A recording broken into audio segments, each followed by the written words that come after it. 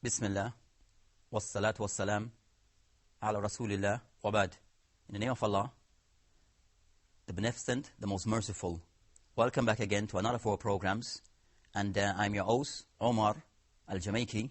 And we've been discussing different affairs that can increase one's Iman. And the importance of these things is that the more the person seek to fulfill acts of obedience to Allah, and one is submissive to Allah, then one will find his Iman will increase and grow. So, and this is the objective of all Muslim, to always seek to gain closeness to Allah. And this is by fulfilling different acts that are deemed from the acts of Iman.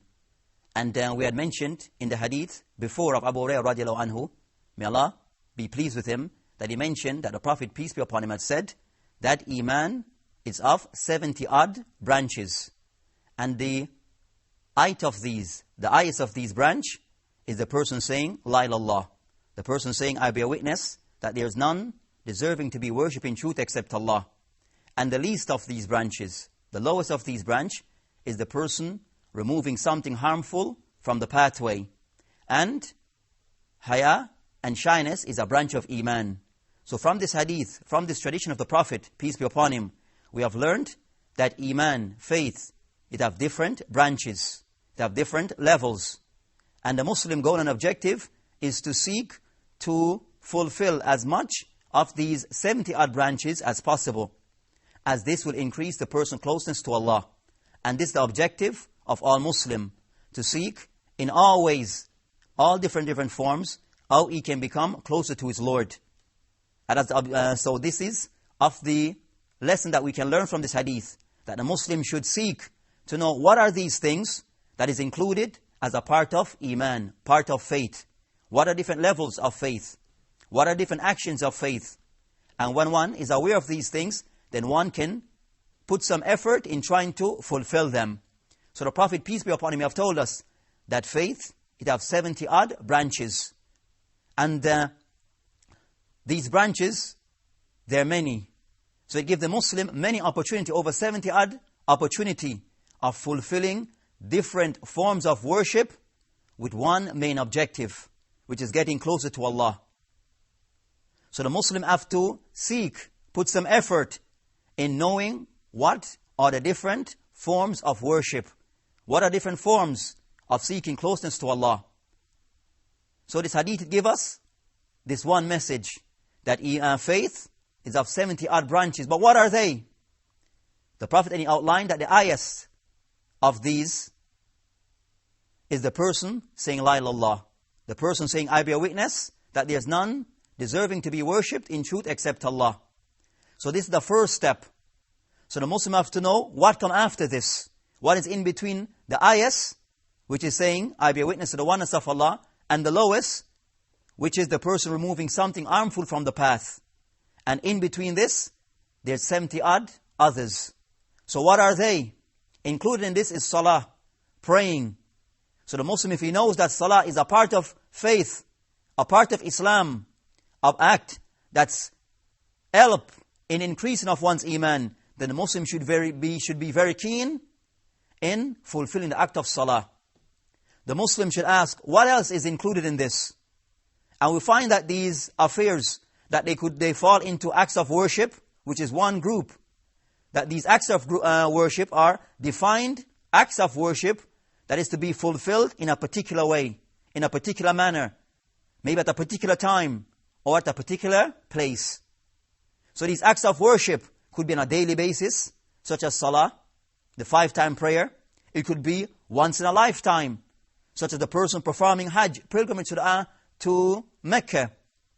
Also, it could be on a once in a year basis, which is paying the zakah for those who are wealthy. So the Muslim, in fulfilling the different forms of faith, of these are acts of worship, which distinguish the Muslim and show that the Muslim is sincere to Allah. He is willing to fulfill these acts as a sign of his submission to Allah. So he carries out these acts of worship. So those are one group. Another group of those acts that fall within the different branches of faith are those acts which are acts of our conduct and mannerism.